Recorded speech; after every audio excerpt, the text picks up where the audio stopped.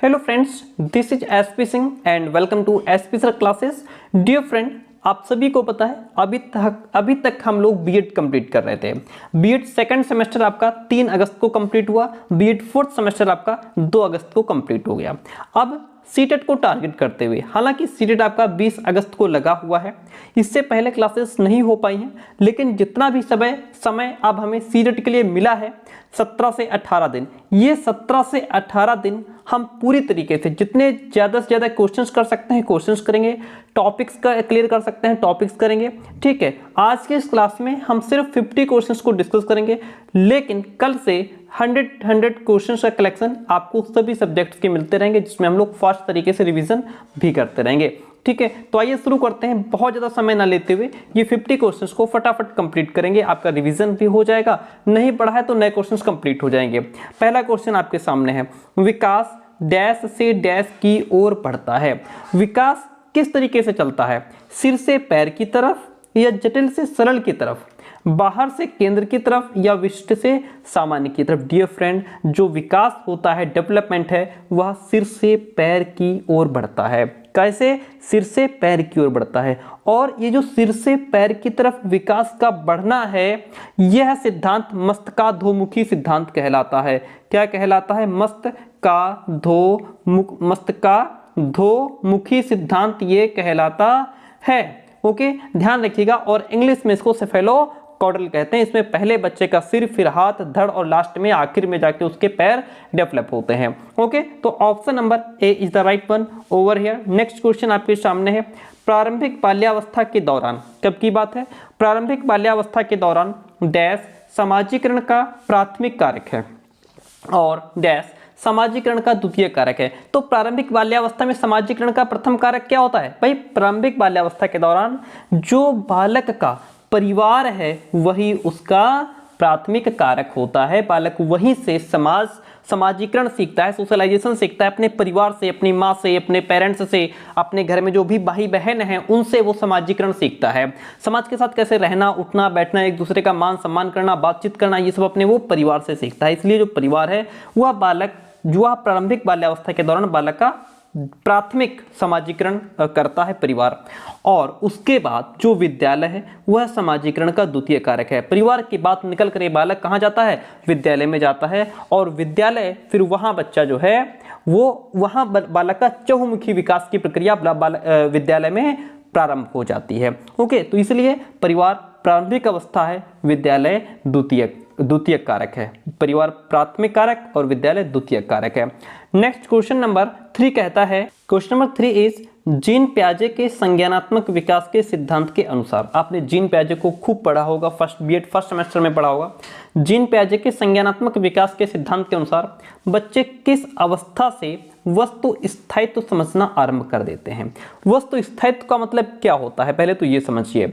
वस्तु स्थायित्व का मतलब होता है बालक ये समझना कब प्रारंभ कर देते हैं कि वस्तुओं का अस्तित्व तब भी रहता है जब उन्हें देखा और छुआ नहीं जा सकता। यानी कि अगर हम किसी चीज को नहीं देख पा रहे हैं तो क्या वो चीज है ही नहीं? क्या उसका अस्तित्व नहीं है? अगर हम उसको छू नहीं पा रहे हैं तो क्या उसका अस्तित्व नहीं है? नहीं। ये चीजें बच्चा कब सोचना, समझना, जानना प्रारंभ कर देता है? यह चीजें बालक संवेदी गामक अवस्था में ही जो है समझना शुरू कर देता है कि जो वस्तुएं हैं उनका स्थायित्व तब भी होता है, वस्तु स्थायित्व तब भी होता है, वस्तुएं तब भी होती हैं जब वो सामने नहीं होती, जब हम उनको छू नहीं सकते, उन्हें देख नहीं सकते, तब भी वस्तुओं का अस्तित्व रहता है। जो इनकी जीन पियाजे ने अपने संज्ञानात्मक सिद्धांत में 4 प्रमुख अवस्थाओं का वर्णन किया है। पहली अवस्था संवेदी गामक अवस्था, ये पहली अवस्था है, इसका समय 0 से 2 वर्ष है। दूसरी उनकी जो पूर्व संक्रियात्मक अवस्था है, पूर्व संक्रियात्मक अवस्था 2 से 7 वर्ष तक की मानी जाती है। ओके, इसमें जो 2 से 7 वर्ष तक की अवस्था है, इसमें बालक जो है उसके अंदर प्रत्यक्ष बोध का विकास भी हो जाता है। और जो मूर्त संक्रियात्मक अवस्था है ये आपकी 7 से 11 वर्ष तक की होती है ना। और इसमें जो है बालक मूर्त तार्किक चिंतन भी करने लगता है। औपचारिक संक्रियात्मक अवस्था ये आपकी 11 से 15 वर्ष तक की होती है। ठीक है, तो ऑप्शन आपका इसमें जो ए था वो क्लियर हो गया, संवेदीगामक अवस्था। नेक्स्ट क्वेश्चन नंबर 4 कहता है बाल केंद्रित शिक्षा किसकी अनुशंसा करती है? जो बाल केंद्रित शिक्षा है वह किसकी वकालत करती है? देखिए, मानकीकृत पाठचर्या की या पुरस्कार और दंड का इस्तेमाल की, कि जो बाल केंद्रित शिक्षा है वह पुरस्कार और दंड पर जोर देती है। इंडिविजुअल डिफरेंसेस पर ध्यान देना, यानी कि व्यक्तिगत भिन्नताओं पर ध्यान देना, या फिर योग्यता के सत्तावादी मत का विकास करना। डियर फ्रेंड, जो बाल केंद्रित शिक्षा होती है, जो चाइल्ड सेंटर्ड एजुकेशन है, उसमें इसी बात पर ध्यान दिया जाता है कि बच्चे की रुचि, योग्यता, क्षमता को ध्यान में रखते हुए उसे शिक्षा दी जानी चाहिए। वही हमारी बाल केंद्रित शिक्षा है। ओके, यानी कि हम सब विशेष हैं, हम सब एक दूसरे से अलग है, हम सब की बुद्धि अलग है, योग्यता अलग है, क्षमता अलग है ना। कोई चीज़ हमें याद जल्दी हो जाती है, आपको हो सकता है देर में याद होती हो, या कोई चीज़ आप एक बार देख लें याद हो जाती है, हमको हो सकता है देर से याद होती हो। तो सबका अपना अलग अलग स्तर है। उसी हिसाब से बालक को शिक्षा भी दी जानी चाहिए, जिसकी जैसी योग्यता है, जो जिसकी जैसी समझ है, उसी के हिसाब से बच्चों को शिक्षा दी जानी चाहिए। तो बाल केंद्रित शिक्षा व्यक्तिगत भिन्नताओं की अनुशंसा पर बल देती है। Next question number 5 is in front of you. आपके सामने क्वेश्चन नंबर 5 कहता है हार्वर्ड गार्डनर के बुद्धि के सिद्धांत के अनुसार बुद्धि क्या है? इनके अनुसार जो है कि सभी बच्चों में एक समान स्तर होते हैं बुद्धि के सभी बच्चों में एक समान स्तर होते हैं, या बुद्धि एक सामान्य योग्यता है जिसका कोई जैविकी आधार नहीं है, या बुद्धि जन्म से ही स्थिर है और इस पर परिवेशीय कारकों का कोई प्रभाव नहीं पड़ता है। बुद्धि कई प्रकार की होती है और व्यक्तियों के पास विभिन्न प्रकार की बुद्धि के विभिन्न स्तर भी होते हैं। राइट आंसर क्या हो जाएगा? हार्वर्ड गार्डनर ने माना है, हार्वर्ड गार्डनर का जो बुद्धि सिद्धांत है उसके अनुसार जो बुद्धि हमारी कई प्रकार की होती है, बुद्धि कई प्रकार की होती है, ठीक है, और व्यक्तियों के पास विभिन्न प्रकार की बुद्धि के विभिन्न स्तर भी होते हैं। ओके, इस सिद्धांत के अनुसार, हार्वर्ड गार्डनर के बहुबुद्धि सिद्धांत के अनुसार बुद्धि का स्वरूप जो है डियर फ्रेंड वो एकाकी ना होकर के, यानी कि एकाकी ना होकर के बहुकारक होता है। ठीक है, क्या होता है? बहुकारक होता है। ध्यान रखिएगा, ऑप्शन इसमें जो डी था आपका वह राइट हो गया। हम बढ़ेंगे नेक्स्ट क्वेश्चन की तरफ। लड़के बहुत शक्तिशाली और कठोर होते हैं तथा लड़कियां नरम और संवेदनशील होती हैं। इस तरह के कथन डैश को बढ़ावा देते हैं। भाई आप कहते हैं जो लड़के होते हैं वो तो बहुत शक्तिशाली होते हैं, बहुत कठोर होते हैं, कुछ इतनी भी बड़ी बात हो जाए वो तो रोते ही नहीं है, है ना। लड़कियां नरम, डेलिकेट, कोमल और संवेदनशील होती हैं, बेचारी जरा जरा सी बात पे रोना धोना शुरू कर देती हैं। इस तरह का जो स्टेटमेंट है ये किस चीज़ को बढ़ावा दे रहा है? जाहिर सी बात है इस तरह के जो कथन है, जो स्टेटमेंट है वह जेंडर रूढ़िवादिता को, किसको? जेंडर रूढ़िवादिता को बढ़ावा दे रहा है। ओके, तो यहाँ पे जो ऑप्शन आपका है वह डी राइट हो जाएगा, जिसको हम जेंडर स्टीरियोटाइप्स भी कहते हैं। Option D is the right one over here. आगे बढ़ जाते हैं। नेक्स्ट क्वेश्चन 7 नंबर कहता है आकलन करने का मुख्य कारण क्या है? भाई जो असेसमेंट किया जाता है उसके पीछे मेन कारण क्या है?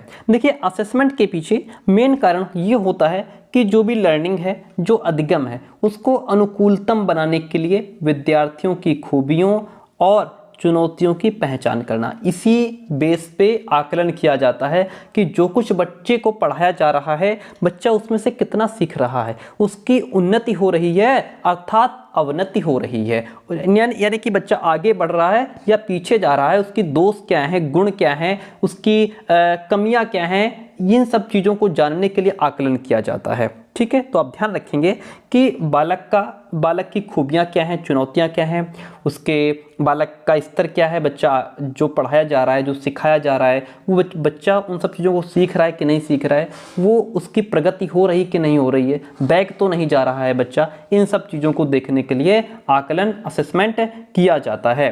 क्वेश्चन नंबर 8 कहता है श्रवण बाधित वाले विद्यार्थियों के सफल समावेशन को सुनिश्चित करने के लिए अध्यापक को क्या करना चाहिए?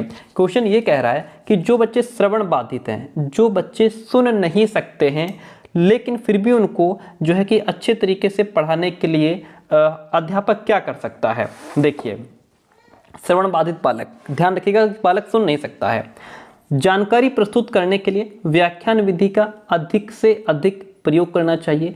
भाई जब बच्चा सुन नहीं पा रहा है तो आपका व्याख्यान करने का क्या मतलब रह गया? कोई मतलब नहीं रह गया। ओके, अधिगम के लिए, आकलन के लिए मौखिक परीक्षणों का प्रयोग करना, फिर वही बात है, जब बच्चा सुन ही नहीं पा रहा है तो उसके लिए ओरल डिस्कशन, ओरल टेस्ट का क्या मतलब? ठीक है, ये भी ऑप्शन गलत हो गया। कक्षा में सांकेतिक भाषा के प्रयोग का निषेध, यानी कि बच्चा सुन भी नहीं पा रहा है, ऊपर से आप संकेत करने के लिए भी मना कर रहे हैं, ये कौन सी बात? तो ये भी ऑप्शन गलत हो गया। ओके, श्रवण बाधित वाले, तो ये सुनिश्चित करना कि मौखिक संप्रेषण दृश्यात्मक प्रस्तुतिकरण के साथ पूरित होना चाहिए, ये बात बिल्कुल सही और सटीक है। अगर बालक सुन नहीं सकता है तो जो भी आप पढ़ा रहे हैं, जो क्लास में सिखा रहे हैं, वह बच्चे को दृश्यात्मक रूप में बच्चे तक पहुंचाएं, यानी कि सामने बच्चे को दिखाएं। आप प्रोजेक्टर पे दिखा सकते हैं या ब्लैक बोर्ड पे कुछ बना के दिखा सकते हैं, मॉडल दिखा सकते हैं, चार्ट पेपर दिखा सकते हैं, कोई पिक्चर दिखा सकते हैं। जो भी आप पढ़ा रहे हैं वह बच्चे के सामने दृश्यात्मक प्रस्तुतिकरण होना जरूरी है, तभी श्रवण बाधित बच्चे का सफल समावेशन हो सकता है। 8 क्वेश्चन आपके कंप्लीट होते हैं। हम बढ़ते हैं नेक्स्ट क्वेश्चन की तरफ। 9 नंबर क्वेश्चन है, मेधावी अर्थात प्रतिभाशाली, यानी कि जो हमारे गिफ्टेड बच्चे जिनको कहा जाता है, बच्चों में किस तरह की संभावना है? जो मेधावी बच्चे, जो प्रतिभाशाली बच्चे होते हैं, एक बात आपको बता दें, जो टर्मन है, टर्मन ने ऐसे बच्चों को प्रतिभाशाली कहा है जिनका IQ लेवल 140 से अधिक है। 140 से अधिक जिनका IQ लेवल है उनको टर्मन ने क्या कहा है? उनको टर्मन ने क्या कहा है? प्रतिभाशाली बालक कहा है, जो है मेधावी बालक कहा है। तो बच्चों में किस तरह की संभावना है? उनमें मूल बातों की सहज समझ का अभाव होता है, या फिर उन अपने सहपाठियों की तुलना में काफ़ी धीमी गति से प्रतिक्रिया देते हैं। भाई बच्चे प्रतिभाशाली हैं तो वो धीमी प्रतिक्रिया क्यों देंगे? ओके, ऐसा भी नहीं कि उनमें मूल बातों की सहज समझ का अभाव होता है, ऐसा भी नहीं है, बच्चे प्रतिभाशाली हैं, है ना। यदि कार्य चुनौती भरा है तो उस काम को तुरंत छोड़ देते हैं, नहीं, ऐसा नहीं, ये तो गद्दार मक्कार बच्चों का काम है भाई। समाधान खोजने के प्रति इच्छा व्यक्त करते हैं, बिल्कुल definitely option is the right. क्या जो प्रतिभाशाली बच्चे होते हैं, जो गिफ्टेड चिल्ड्रन होते हैं, वो हर एक प्रॉब्लम का सॉल्यूशन ढूंढने की अपनी इच्छा जाहिर करते हैं। उनको खोज करने में मजा आता है, डिस्कवर करने में, अन्वेषण करने में मजा आता है, और ना किसी प्रॉब्लम को जो है सॉल्व करने में उनको मजा आता है, क्योंकि वो अपनी बुद्धि हर तरीके से लगाते हैं। तो यही प्रतिभाशाली बच्चों की पहचान है। ऑप्शन डी इसमें राइट हो जाता है। नेक्स्ट क्वेश्चन कहता है, शिक्षण अधिगम की निम्न में से कौन सी विधि ज्ञान के सृजन में विद्यार्थी की सक्रिय भूमिका को महत्व नहीं देती है? जहाँ पे क्वेश्चन में नहीं लगा हो वहाँ पे बहुत ध्यान से हमें आंसर करना होता है। देखिए, शिक्षण अधिगम की जो भी टीचिंग लर्निंग प्रोसेस है उसमें कौन सी विधि है, कौन सी निम्न में से कौन सी विधि? यहाँ पे ये जो दिए गए हैं ये आपकी विधियाँ हैं, शिक्षण अधिगम की विधियाँ हैं। इनमें से ऐसी कौन सी विधि है जो ज्ञान के सृजन में, नॉलेज को क्रिएट करने में विद्यार्थी की सक्रिय भूमिका को महत्व नहीं देती है?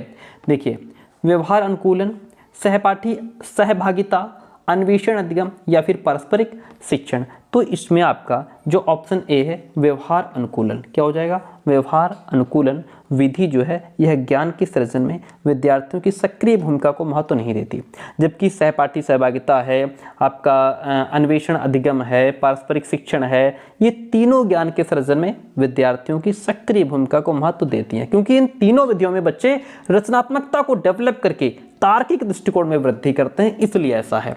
तो यहाँ पे भी ऑप्शन आपका जो ए है वो राइट हो जाता है। विद्यार्थी किसके द्वारा बेहतर और प्रभावशाली तरीके से सीखते हैं? किसके द्वारा? तो विद्यार्थी जो हैं वो जिज्ञासा और अन्वेषण के द्वारा, जब उनके अंदर जानने की जिज्ञासा होती है, इच्छा होती है, वो एक्सप्लोर करते हैं, डिस्कवर करते हैं, तो वो बेहतर और प्रभावशाली तरीके से सीखते हैं। क्योंकि अन्वेषण विधि में छात्र सक्रिय होकर के ज्ञान की खोज करता है, एक्टिव होकर के काम करता है, जिससे उसका जो लर्निंग प्रोसेस है उसका रिजल्ट बहुत ही पॉजिटिव मिलता है, सकारात्मक मिलता है। इसलिए ऑप्शन नंबर इसमें D is the right one over here. Next question कहता है, निम्न में से कौन सा बाहरी अभिप्रेरणा का उदाहरण है? जिसमें अभिप्रेरणा, जिसमें मोटिवेशन आपको बाहर से मिले, आंतरिक नहीं बाहरी बात हो रही है, ध्यान दीजिएगा, ठीक है। क्वेश्चन कहता है, जिज्ञासा को संतुष्ट करने के लिए जो अधिगम किया जाता है वह बाहरी प्रेरणा का उदाहरण है, या फिर समझ को समुन्नत करने के लिए जो अधिगम किया जाता है। नेक्स्ट इज नगद पुरस्कार पाने के लिए जो अधिगम किया जाता है, एंड किसी कौशल में निपुणता प्राप्त करने के लिए किया गया अधिगम। तो यहाँ पे आपको बताते चलें कि अभिप्रेरणा पहली बात तो दो प्रकार की होती है डियर फ्रेंड। अभिप्रेरणा दो प्रकार की होती है। एक तो अभिप्रेरणा आपकी आंतरिक होती है, दूसरी बाहरी अभिप्रेरणा होती है। आंतरिक अभिप्रेरणा वो होती है जिसमें जो है कि अंदर से जो हमें प्रेरणा मिलती है, और बाहरी प्रेरणा जिसमें हमें बाहर से पुरस्कार मिलता है, कोई प्रशंसा मिलती है, या कोई जैसे दंड कि अगर डर के भय से काम नहीं करके लाओगे तो तुम्हें 4 डंडे पड़ेंगे, ये हमें बाहरी अभिप्रेरणा हो गई है ना। तो अब इसमें जो है आपका राइट आंसर नगद पुरस्कार पाने के लिए जो अधिगम किया जाता है वह आपका बाहरी प्रेरणा का उदाहरण है। ठीक है, अब बात आई समझ में, ऑप्शन सी इसमें राइट हो जाता है। नेक्स्ट क्वेश्चन कहता है निम्नलिखित में से कौन सा व्यक्तिगत कारक है जो अधिगम को प्रभावित करता है। व्यक्तिगत कारक की बात हो रही है। स्कूली माहौल, डियर फ्रेंड स्कूली माहौल व्यक्तिगत नहीं है, ये सार्वजनिक है आपका। आनुवंशिकता, ठीक है कह सकते हैं। सांस्कृतिक संदर्भ, ये भी व्यक्तिगत कारक नहीं है जो हमारी लर्निंग को इफेक्ट कर रहा है, उस पर प्रभाव डाल रहा है, इम्पैक्ट डाल रहा है। अध्यापिका का शिक्षा शास्त्र, अध्यापिका का शिक्षा शास्त्र भी इसमें व्यक्तिगत में नहीं आएगा। इसमें हमारी आनुवंशिकता, जो आनुवंशिकता है ये व्यक्तिगत कारक है जो अधिगम को प्रभावित करता है। ठीक है, अधिगम व्यवहार में एक उत्तरोत्तर अनुकूलन की एक प्रक्रिया होती है, यानी कि जो हमारी लर्निंग है उसमें आनुवंशिकता यह एक व्यक्तिगत कारक हो सकता है। भाई हो सकता है बच्चे का जो मेंटल डिसेबिलिटी हो वो उसके जीन्स के कारण हो, उसके आनुवंशिकता के कारण हो, है ना, इसलिए बच्चा न सीख पा रहा हो, इसलिए आनुवंशिकता आपका व्यक्तिगत कारक हो जाएगा। विकास के बारे में निम्न में से कौन सा कथन सही नहीं है। डेवलपमेंट के बारे में कौन सा कथन है जो सही नहीं है। बच्चे विभिन्न दरों पर विकसित होते हैं। विकास अपेक्षाकृत क्रमिक होता है। आनुवंशिकता विकास का एकमात्र कारण है, या फिर विकास निरंतर रूप से होता है। 4 ऑप्शन आपके सामने राइट क्या होगा इसमें। हमने अभी आपसे बताया था कि जहाँ पे ऑप्शन में क्वेश्चन में ये लिखा हो कि कौन सा कथन सही नहीं है, जब नहीं लग जाता है तो हम बहुत ध्यान से आंसर करते हैं। देखिए बच्चे विभिन्न दरों पर विकसित होते हैं, ये ऑप्शन बिल्कुल सही है ना, ये बात सही है। ऑप्शन सही नहीं है लेकिन ये बात सही है। विकास अपेक्षाकृत क्रमिक भी होता है। ठीक है, ये क्या है, ये विकास की विशेषताएं हैं। विकास निरंतर रूप से होता है, ये भी विकास की विशेषता है। लेकिन कौन सा कथन सही नहीं है, ये सी वाला जो ऑप्शन है आपका सही नहीं है। आनुवंशिकता विकास का एकमात्र कारण डियर फ्रेंड नहीं है। यहाँ पे जहाँ भी एकमात्र लगा हो, एकमात्र का मतलब जहाँ भी ओनली लगा होता है वो ऑप्शन आपका 99% गलत होता है, इतना ध्यान रखिएगा सीटेट में। तो अच्छा यहाँ पे राइट क्या होगा देखिए, आनुवंशिकता और पर्यावरण दोनों ही बच्चे के विकास में महत्वपूर्ण भूमिका निभाते हैं। ना तो अकेला आनुवंशिकता चलेगा, ना अकेला पर्यावरण चलेगा। आनुवंशिकता और पर्यावरण दोनों का मिश्रण चलेगा, दोनों के सहयोग से कहानी आगे बढ़ेगी। ठीक है, एक व्यक्ति का विकास कैसा होगा ये पर्यावरण पर निर्भर करता है। समझिए मेरी बात को, एक व्यक्ति का विकास कैसा होगा ये उसके एनवायरनमेंट पर डिपेंड करता है, लेकिन व्यक्ति कितना डेवलप हो सकता है ये उसके जीन्स पर, उसकी आनुवंशिकता पर निर्भर करता है। बालक के जो डेवलपमेंट का प्रोसेस है उसके जन्म से पूर्व यानी कि गर्भ में ही प्रारंभ हो जाती है, और विकास की इस प्रक्रिया में वो बेचारा गर्भावस्था, शैशवावस्था, बाल्यावस्था, किशोरावस्था, प्रौढ़ावस्था यानी कि इतनी सारी जो ये अवस्थाएं इनको प्राप्त करता हुआ लास्ट में अपने वृद्धावस्था को वो प्राप्त करता है। ठीक है, तो ध्यान रखिएगा आनुवंशिकता और पर्यावरण दोनों साथ में मिलकर के चलते हैं, दोनों जब साथ में होंगे तब कहानी आगे बढ़ेगी। एकमात्र कारण नहीं है, option C is the right one over here. Question कहता है लेवाइगोत्स्की के सिद्धांत को किस तरह का सिद्धांत माना गया है। लेवाइगोत्स्की के सिद्धांत को मनोविश्लेषणात्मक माना गया है, या सामाजिक सांस्कृतिक, व्यवहारवादी, या फिर सूचना प्रसंस्करण। लेवाइगोत्स्की के सिद्धांत को सामाजिक सांस्कृतिक का सिद्धांत माना गया है। कैसा, लेवाइगोत्स्की को सामाजिक सांस्कृतिक सिद्धांत माना गया है। और आपको पता है जो लेवाइगोत्स्की हैं ये एक रूसी मनोवैज्ञानिक थे। कहाँ के, रूस के थे, इसलिए इनको रूसी मनोवैज्ञानिक कहा जाता है। इन्होंने सामाजिक सांस्कृतिक सिद्धांत का प्रतिपादन भी किया था। ठीक है, और इसी को निकट विकास का क्षेत्र जिसको जोना प्रॉक्सिमल डेवलपमेंट यानी कि ZPD के नाम से भी जाना जाता है। ऑप्शन 20 में राइट हो गया। हम बढ़ते हैं नेक्स्ट क्वेश्चन की तरफ। क्वेश्चन कहता है लेवाइगोत्स्की के अनुसार बच्चों में संज्ञानात्मक प्रक्रियाओं को किसके माध्यम से सुगमता दी जाती है। लेवाइगोत्स्की के अनुसार बच्चों में जो संज्ञानात्मक प्रक्रियाएं हैं जो कॉग्निटिव प्रोसेस हैं उनको किसके माध्यम से जो है सुगमता दी जाती है, किसके माध्यम से उनको फैसिलिटीज दी जाती है। देखिए, नकारात्मक पुनर्बलन के माध्यम से यानी कि नेगेटिव रीइंफोर्समेंट के माध्यम से, प्रतियोगिता, भाषा या फिर आनुवंशिक विन्यास। देखिए, जो लेवाइगोस्की हैं इन्होंने भाषा पर ज़्यादा बल दिया है, भाषा पर ज़्यादा जोर दिया है। तो लेवाइगोस्की के अनुसार बच्चों में संज्ञानात्मक प्रक्रियाओं को भाषा के माध्यम से, किसके माध्यम से डिफरेंट, भाषा के माध्यम से सुगमता दी जाती है। ठीक है, जो लेवाइगोस्की हैं उनका मानना था कि भाषा प्राप्त करने से बच्चा अपने उच्च मानसिक कार्यों को भी संशोधित करता है, यानी कि वाइगोस्की संज्ञानात्मक विकास पर भाषा के प्रभाव पर जोर देते हैं, सीधी सी बात है। आइए नेक्स्ट क्वेश्चन की बात करते हैं। क्वेश्चन कहता है कि एक संरचनावादी कक्षा में, संरचनावादी जिसको इंग्लिश में कंस्ट्रक्टिविस्ट कहते हैं, क्या कहते हैं, कंस्ट्रक्टिविस्ट कहते हैं। एक संरचनावादी कक्षा में जो अध्यापिका है या जो अध्यापक है वह किस पर जोर देता है, रचनात्मक मूल्यांकन पर, फॉर्मेटिव असेसमेंट पर, या फिर मानकीकृत मूल्यांकन जिसको स्टैंडर्डाइज्ड कहते हैं, मानक संदर्भित मूल्यांकन या फिर योगात्मक मूल्यांकन पर, समेटिव असेसमेंट पर। डिफरेंट जो एक संरचनावादी कक्षा होती है उसमें टीचर रचनात्मक मूल्यांकन पर इंफेसाइज करता है, रचनात्मक मूल्यांकन पर जोर देता है। किस पर, रचनात्मक मूल्यांकन। क्यों? क्योंकि ये मूल्यांकन सीखने की जो प्रक्रिया है, जो लर्निंग प्रोसेस है, उससे पहले और बाद में किया जाता है। ध्यान रखिएगा, ये स्टूडेंट की जितनी भी उसकी नीड्स हैं, आवश्यकताओं के बारे में एक कह सकते हैं विचार प्रकट करता है। टीचर को यह समझने में भी हेल्प करता है कि स्टूडेंट सीखने में सक्षम है या नहीं है।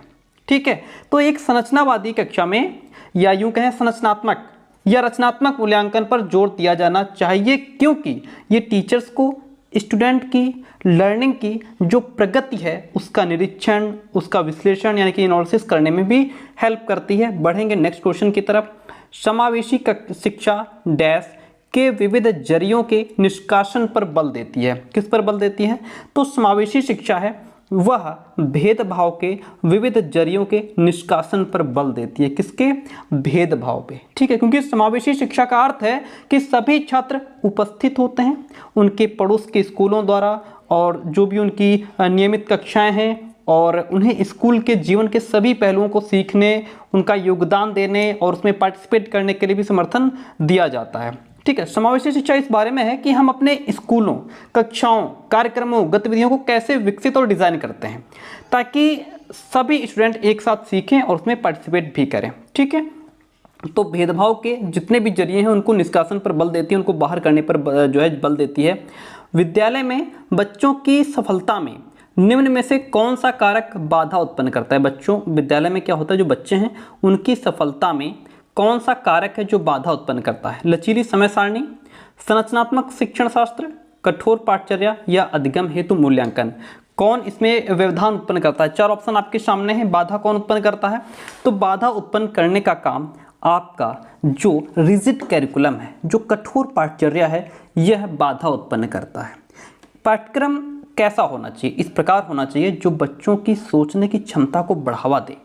पाठचर्या ऐसी होनी चाहिए जो बच्चों की रचनात्मकता को बढ़ाए, साथ ही साथ जो नई चीजें हैं उनको सीखने के लिए प्रोत्साहित करे। कठिन पाठचर्या नहीं होना चाहिए, रिजिड जो है करिकुलम नहीं होना चाहिए। लॉरेंस कोहलबर्ग के नैतिक विकास के सिद्धांत के अनुसार एक व्यक्ति जो नैतिक विकास की कानून एवं व्यवस्था चरण में है उसका मत क्या होगा? कानून तथा नियमों का पालन अन्य व्यक्तियों को प्रसन्न रखने के लिए करना चाहिए, या मतलब अन्य व्यक्तियों को प्रसन्न रखने के लिए हम कानून और नियमों का पालन करेंगे? ये तो बात कोई नहीं बनी। कानून तथा अधिकारियों की आज्ञा का पालन करना चाहिए जिससे सामाजिक प्रणाली सुगम बनी रहती है। कानून तथा नियमों का पालन दंड से बचने के लिए करना चाहिए, केवल डर के भय से करना चाहिए। क्या ये बात सही है? नहीं, ये भी बात सही नहीं, केवल डर के भय से नहीं करना चाहिए।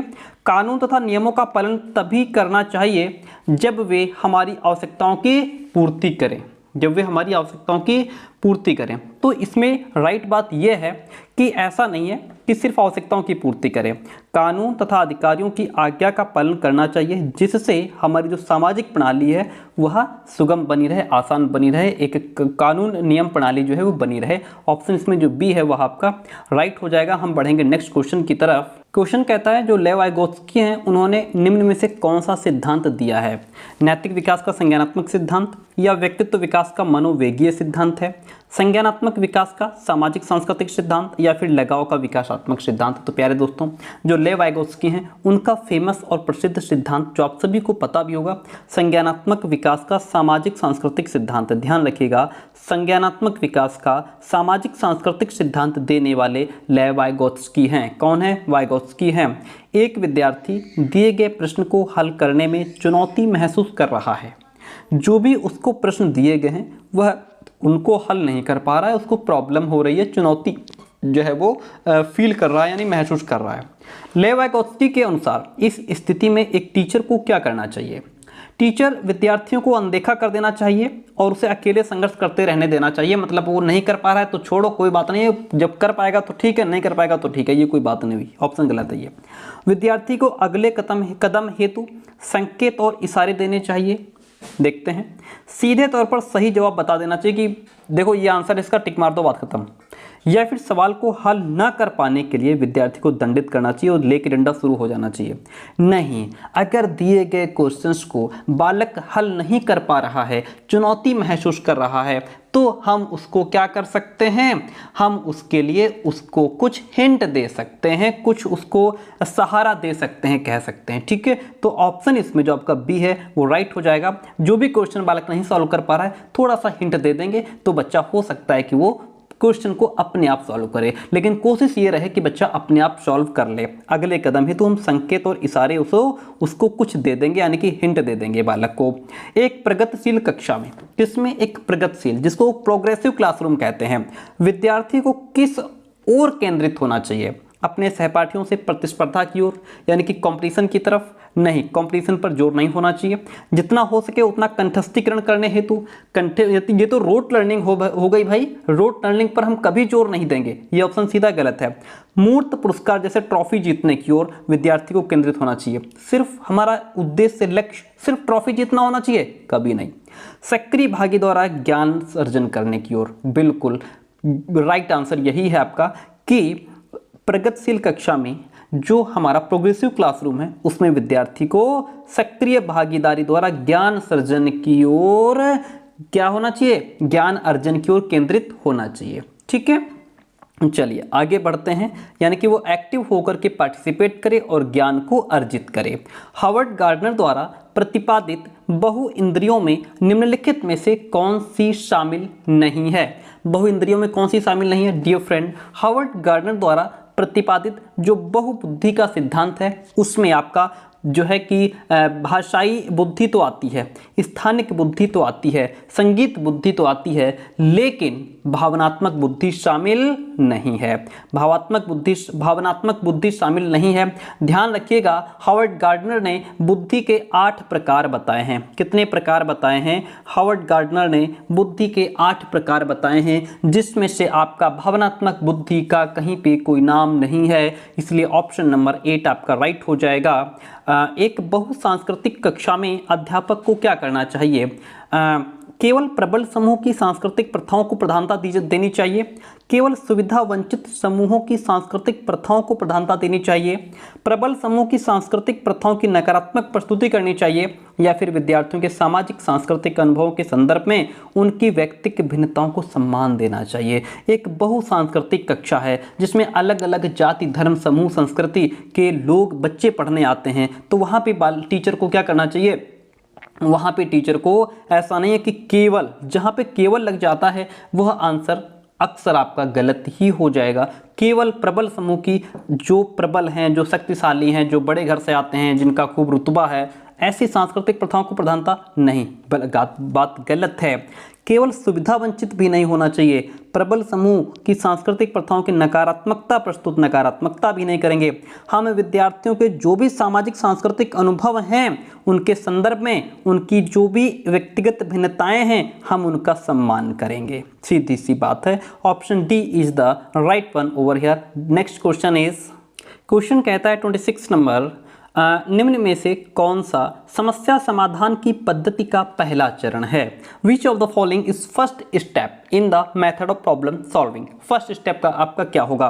समस्या को आप डिफाइन करेंगे, समस्या की पहचान करेंगे, प्रासंगिक जानकारी की खोज करेंगे, या फिर परिकल्पना का निरूपण करेंगे, जिसे फॉर्मुलेशन ऑफ हाइपोथेसिस कहते हैं। डियर फ्रेंड, समस्या समाधान की पद्धति का जो पहला चरण है आपका, वह समस्या की पहचान करना है। क्या है? समस्या की पहचान करना। ध्यान दीजिए, समस्या की पहचान करना यह आपका पहला स्टेप होता है। समस्या का विश्लेषण करना दूसरा स्टेप होता है। मूल कारणों की तलाश करना तीसरा स्टेप होता है।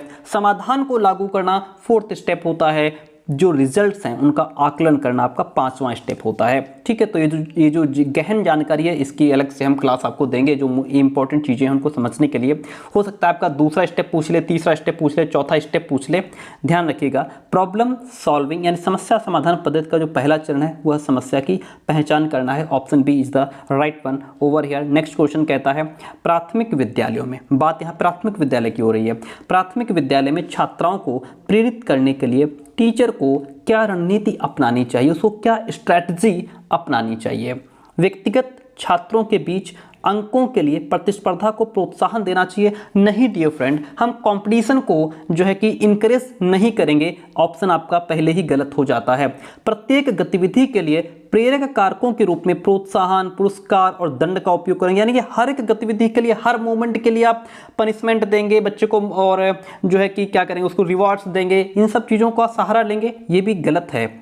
पूरी कक्षा के लिए मानक लक्ष्य निर्धारित करें और उन लक्ष्यों की उपलब्धि का आकलन करने कठोर मानदंड रखें। फिर वही बात हो गई, हम फिर से यहाँ इसमें कठोर मानदंड रख देंगे, ऐसा भी नहीं है। ठीक है, देखते हैं लास्ट ऑप्शन क्या कहता है। बच्चों को उनकी रुचि के अनुसार लक्ष्य निर्धारित करने में मदद करें और उसी दिशा में, उसी डायरेक्शन में काम करने में उनका समर्थन करें। ये बात सही है, ये सटीक आंसर है आपका कि जो प्राथमिक विद्यालय में छात्रों को प्रेरित करने के लिए सबसे सीधी बात यह है, हम बच्चे को तभी इंकरेज कर सकते हैं बच्चों को उनकी रुचि के हिसाब से, बच्चे का इंटरेस्ट किस सब्जेक्ट में है, कैसे, यानी कि उसकी रुचि क्या है, उसके हिसाब से हम लक्ष्य निर्धारित करें, उनकी मदद करें और फिर उसी डायरेक्शन में काम करने में उनका समर्थन करें। जो भी उनके लक्ष्य निर्धारित किए गए हैं उनको टारगेट करते हुए बच्चे का उसी डायरेक्शन में काम करने के लिए हेल्प भी करें। तो ऑप्शन नंबर इसमें जो डी है वह आपका बेस्ट ऑप्शन हो जाएगा। नेक्स्ट क्वेश्चन आपके सामने है, क्वेश्चन नंबर 28। अधिगम स्तरों में किसकी बात हो रही है?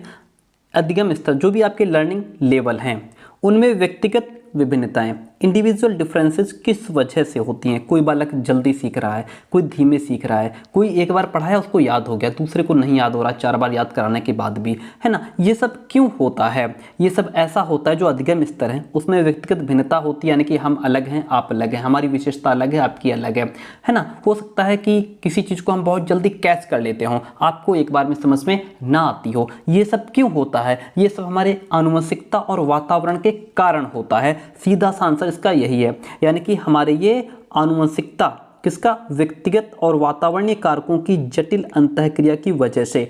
तो व्यक्तिगत में हमारा वंशानुक्रम आ जाता है। ओके, व्यक्तिगत और वातावरण यानी कि आनुवंशिकता और वातावरण के कारण हम सब में अंतर होता है। ऑप्शन सी इसका सीधा सिंपल सरल आंसर है। हो सकता है बस ऑप्शन आपको घुमा देगा। नेक्स्ट क्वेश्चन कहता है 29 नंबर क्वेश्चन है, बच्चे डैश से डैश की ओर सीखते हैं। बच्चे कहाँ से किसकी ओर सीखते हैं?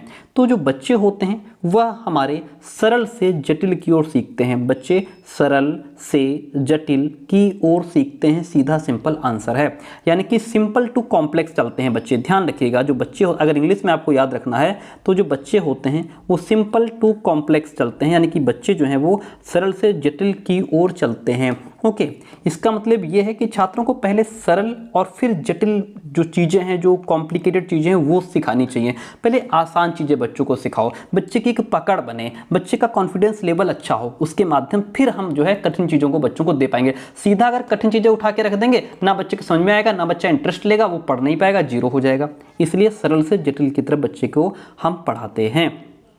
फिर क्वेश्चन कहता है, डैश के लिए सीखना एक बाहरी अभिप्रेरणा का उदाहरण है। किसके लिए सीखना?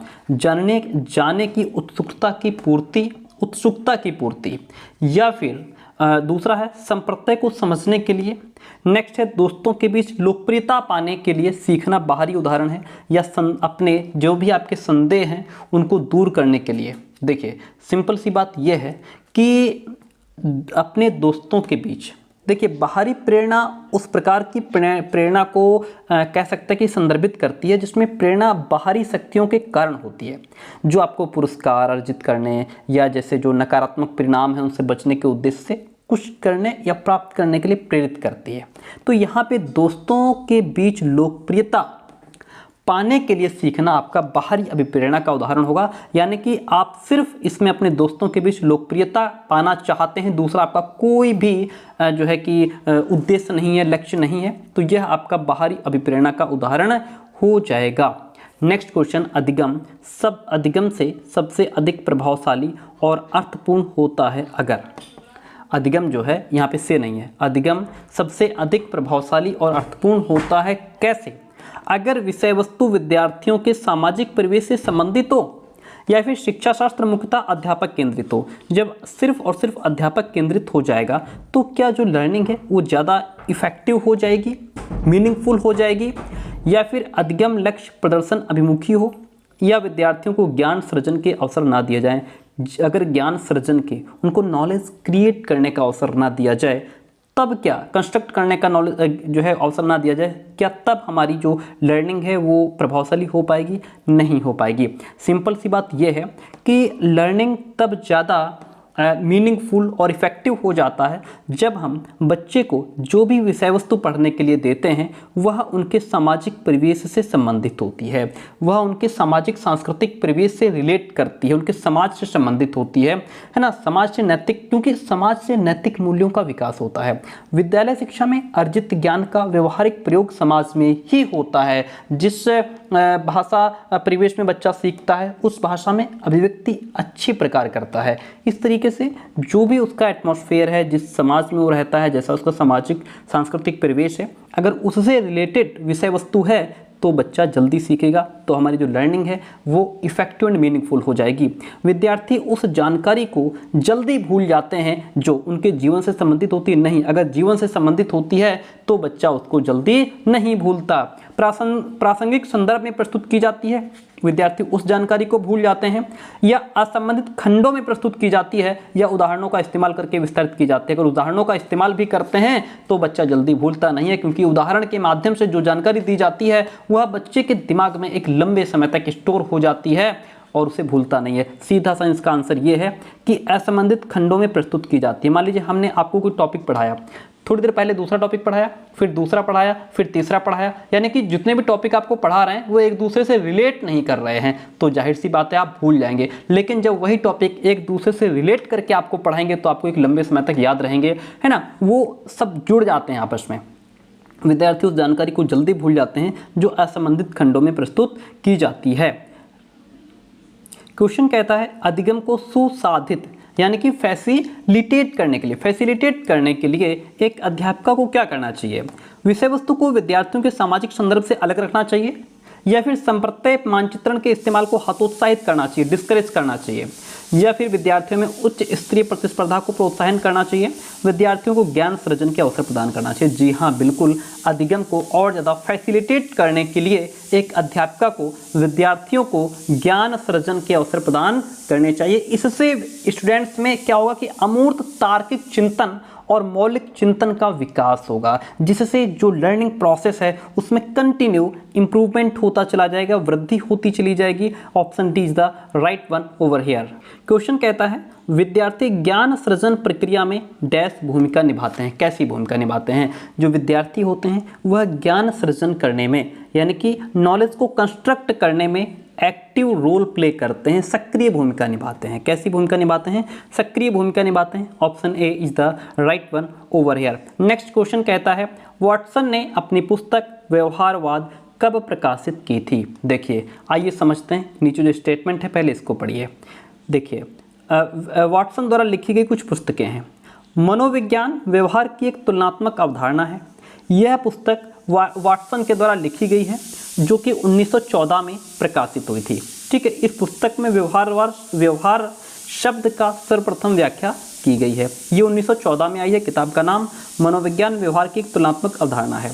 मनोविज्ञान व्यवहार का एक दृष्टिकोण, ये आपका 1919 में आई है, ठीक है, एंड ये 1914 में आ गई है। फिर है व्यवहारवाद, 1924-25 नामक पुस्तक में संपूर्ण व्यवहार के अध्ययन की बात की गई है। क्वेश्चन हमसे क्या पूछ रहा है कि व्यवहारवाद पुस्तक कब आई है, तो व्यवहारवाद जो प्रकाशित हुई है यह आपकी 1925 में हुई है। ऑप्शन बी यहाँ पे राइट हो जाता है। क्वेश्चन कहता है मनोविज्ञान की प्रथम प्रयोगशाला किसने और कब स्थापित की थी। तो मनोविज्ञान की प्रथम जो प्रयोगशाला है वह किसने, तो मनोविज्ञान के क्षेत्र में पूरे विश्व की अगर बात करें तो विश्व की प्रथम प्रयोगशाला की स्थापना विलियम वुंट ने की थी। किसने, विलियम वुंट ने, वो भी अपने शिष्य टिचनर की सहायता से जर्मनी के लिप्जिंग शहर में स्थित जो लिप्जिंग विश्वविद्यालय है, प्रेजेंट टाइम में कार्ल मार्क्स विश्वविद्यालय के नाम से प्रसिद्ध है, उसमें 1879 में की थी। कब, तो सीधी सी बात याद रखिएगा, मनोविज्ञान की जो प्रथम प्रयोगशाला है विलियम वुंट ने 1879 में इसकी स्थापना की थी। ओके, कहाँ, लिप्जिंग विश्वविद्यालय में, ठीक है। नेक्स्ट क्वेश्चन कहता है संवेदना का अगला चरण क्या है। सिंपल सा आंसर है, संवेदना का अगला चरण आपका प्रत्यक्षीकरण कहलाता है। संवेदना का अगला चरण प्रत्यक्षीकरण कहलाता है। ये आगे कुछ आपको 10 क्वेश्चंस, बहुत सिंपल से क्वेश्चंस रहेंगे। देखिए, अगर आपको आते हैं तो रिवाइज होंगे, नहीं आते हैं तो याद हो जाएंगे। वैलेंटाइन ने सीखने का आदर्श काल किस अवस्था को माना है। देखिए, वैलेंटाइन ने सीखने का जो आदर्श काल है वह शैशवावस्था को माना है। किसको माना है, शैशवावस्था को माना है। ऑप्शन ए यहाँ पे आपका राइट हो जाता है। किस अवस्था को विकास की चरम अवस्था कहते हैं, किस अवस्था को कहते हैं, तो जो हमारी किशोरावस्था है, एडोलसेंस है, किशोरावस्था है, यह विकास की चरम अवस्था होती है। स्टेनले हॉल को किशोरावस्था का जनक कहा जाता है। किशोरावस्था का जनक किसको कहा जाता है, स्टेनले हॉल को इसका जनक किशोरावस्था का कहा जाता है। ओके, किशोरावस्था वो अवस्था है जिसमें बालक परिपक्वता की ओर बढ़ रहा होता है, अग्रसर हो रहा होता है। Option B is the right one. Dash के कारण प्रतिभाशालिता होती है। किसके कारण प्रतिभाशालिता होती है, तो आनुवंशिक रचना और वातावरणीय अभिप्रेरणा के कारण प्रतिभाशालिता होती है। इसमें आपके दोनों का जो है मिश्रण होता है, आनुवंशिकता और वातावरण का, इसलिए ऑप्शन नंबर जो सी है वह राइट हो जाएगा। विकास का क्या अभिप्राय है, what is development. Dear friend, विकास क्या है, बालक के सामाजिक क्षेत्र में विकास होना विकास कहलाता है, बालक के बाहर का विकास होना, बालक का संवेगात्मक विकास होना, या फिर वह प्रक्रिया जिसमें बालक परिपक्वता की ओर बढ़ता है। सिंपल सी बात है, वह प्रक्रिया, वह प्रोसेस जिसमें बालक परिपक्वता की ओर बढ़ता है वह हमारा डेवलपमेंट है, वही हमारा विकास है। ओके, नेक्स्ट क्वेश्चन आपके सामने है, भाषा विकास का सिद्धांत का प्रतिपादन किसने किया है, यानी कि भाषा विकास सिद्धांत का प्रतिपादक कौन है। डियर फ्रेंड, भाषा विकास सिद्धांत के जो प्रतिपादक हैं वह आपके नॉम चॉम्स्की हैं। कौन, नॉम चॉम्स्की हैं। भाषा विकास का जन्मजात सिद्धांत नॉम चॉम्स्की ने प्रतिपादित किया था। किसने प्रतिपादित किया था, जो भाषा विकास का जन्मजात सिद्धांत है, कौन सा जन्मजात सिद्धांत है, इसका प्रतिपादन किसने किया था, आपके नॉम चॉम्स्की ने किया था। और भाषा विकास का वातावरणीय सिद्धांत अगर पूछ ले तो वातावरणीय सिद्धांत B.F. स्किनर ने किया था। किसने किया था, B.F. स्किनर ने वातावरणीय सिद्धांत का प्रतिपादन किया था, वो भी 1957 में। ओके, तो यहाँ पे भाषा विकास का सिद्धांत नॉम चॉम्स्की ने किया था, इतना याद रखिए। हम बढ़ते हैं नेक्स्ट क्वेश्चन की तरफ। क्वेश्चन कहता है शैशवावस्था को जीवन का सबसे महत्वपूर्ण काल क्यों कहा जाता है। शैशवावस्था को जीवन का सबसे महत्वपूर्ण काल इसलिए कहा जाता है क्योंकि यह अवस्था वो आधार है जिस पर बालक के भावी जीवन का निर्माण होता है, जिस पर बालक के भावी जीवन का निर्माण होता है, इसीलिए शैशवावस्था को जीवन का सबसे महत्वपूर्ण काल माना गया है। क्वेश्चन 44, किस अवस्था में दिवा स्वप्न में विचरण करने की कामना सबसे अधिक होती है। बालक दिन में भी स्वप्न देख रहा होता है बैठ करके, वो कौन सी अवस्था है जिसमें बालक दिन में भी स्वप्न देखता है। डियर फ्रेंड, वो अवस्था हमारी किशोर अवस्था है जिसमें बालक दिन में भी स्वप्न देख रहा होता है। तो ऑप्शन नंबर जो सी है वह इसमें राइट हो जाएगा। क्वेश्चन नंबर 45 कहता है अभिवृद्धि और विकास के सिद्धांतों एवं उनके प्रतिपादकों में से कौन सा असुमेलित है। देखिए, संज्ञानात्मक विकास का सिद्धांत किसने दिया, जीन पियाजे ने, बिल्कुल सही। मनोलैंगिक विकास का सिद्धांत किसने दिया, ये ऑप्शन BF स्किनर है, ये गलत हो जाएगा। नैतिक विकास का सिद्धांत किसने दिया? कोहलबर्ग ने, बिल्कुल सही। मनोसामाजिक विकास का सिद्धांत किसने दिया? एरिक एरिक्सन ने दिया, बिल्कुल सही। तो यहाँ पे कौन असुमेलित है? आपका जो बी है वह सुमेलित नहीं है, यानी कि वो मैच नहीं कर रहा है। क्या नाम यहाँ पे होता तो यह भी राइट हो जाता। आपको बताते चलें, मनोलैंगिक विकास का सिद्धांत का प्रतिपादन सिगमंड फ्राइड ने किया था। सिगमंड फ्राइड ने क्या किया था? मनोलैंगिक विकास के सिद्धांत का प्रतिपादन किया था। ओके, फ्राइड ने अपने सिद्धांत में मनोलैंगिक विकास की 5 अवस्थाओं का वर्णन किया था। कितनी अवस्थाओं का? 5 अवस्थाओं का। Option B is the right one. बाल विकास का सर्वप्रथम वैज्ञानिक अध्ययन किसने किया? बाल विकास का सर्वप्रथम वैज्ञानिक अध्ययन करने वाले आपके अपने कौन थे? पेस्टोलॉजी, जिन्होंने 1774 में जो है बाल विकास का वैज्ञानिक अध्ययन किया था, और वो भी अपने ही 3.5 साल, जो उनका पुत्र था 3.5 साल का, उनका ही बालक था, उस पर उन्होंने किया था। और ठीक है, तो बाल विकास का सर्वप्रथम वैज्ञानिक अध्ययन करने वाले कौन हैं? आपके पेस्टोलॉजी हैं, 1774 में किया था इन्होंने। ठीक है, बात क्लियर होती है। नेक्स्ट क्वेश्चन आपके सामने है, शिक्षा के संदर्भ में सामाजिकरण से क्या तात्पर्य है? शिक्षा के संदर्भ में अगर बात करें तो सामाजिकरण से तात्पर्य है सामाजिक वातावरण में अनुकूलन और समायोजन।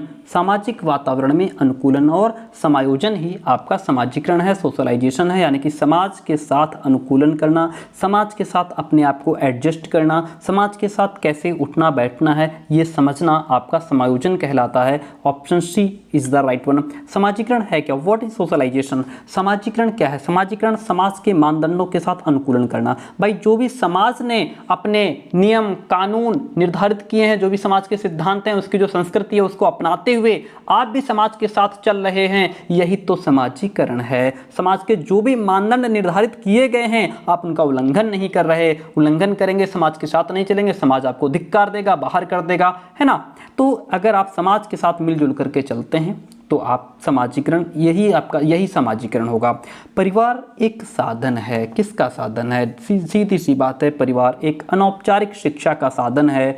किसकी शिक्षा का? अनौपचारिक। अनौपचारिक शिक्षा वो होती है जिसका ना कोई समय निर्धारित है, ना कोई पाठ्यक्रम निर्धारित है, ना तो कोई, है ना, मतलब ना समय स्थान कुछ भी निर्धारित नहीं होता है, पाठ्यक्रम निर्धारित नहीं होता है। औपचारिक शिक्षा जो होती है वह हमें विद्यालय से मिलती है, जिसमें हमारा समय पर आना, समय पर जाना, समय पर खाना, समय पर ये पीरियड, और यानी कि इसमें सब कुछ निर्धारित होता है। आपका समय निश्चित, आपका स्थान निश्चित, आपका पाठ्यक्रम निश्चित, पाठ्यपुस्तक निश्चित, सब कुछ निश्चित होता है औपचारिक शिक्षा में, जो हमें विद्यालय से प्राप्त होती है। आज का लास्ट क्वेश्चन आपके सामने है, एंड क्लास कैसी रही कमेंट करके जरूर बताइएगा। सिंपल सा क्वेश्चन आपके सामने है, रचनात्मक आकलन, जिसको फॉर्मेटिव असेसमेंट कहते हैं, किस प्रकार किया जाना चाहिए? तो जो रचनात्मक आकलन है वह नियमित रूप से विद्यार्थियों में सहयोग के साथ किया जाना चाहिए। क्या करना चाहिए? रचनात्मक आकलन नियमित रूप से विद्यार्थियों में सहयोग के साथ किया जाना चाहिए। सिंपल सा आंसर ऑप्शन नंबर सी आपका राइट हो गया। प्यारे दोस्तों, आज की क्लास में मैं कह सकता हूँ, मतलब आज हमने फर्स्ट क्लास ली है सीटेट को टारगेट करते हुए। 20 तारीख को आपका सीटेट है। नेक्स्ट क्लास में हम कोशिश कर रहे हैं कि 100 क्वेश्चन का कलेक्शन रहे और आपका एक रिवीजन बहुत अच्छे तरीके से हो जाए। आप इस पर क्या कहना चाहेंगे कमेंट करके जरूर बताइएगा कि हम 100 क्वेश्चन की सीरीज लेकर के आए, उसमें आपका फटाफट रिवीजन होता रहे, है ना। तो ये हमारा ये हम सोच रहे हैं। बाकी आपकी क्या राय कमेंट करके जरूर बताइएगा। क्लास कैसे रही जरूर बताइएगा और अपने दोस्तों तक कॉलेज ग्रुप में जरूर शेयर कीजिए। Thank you so much.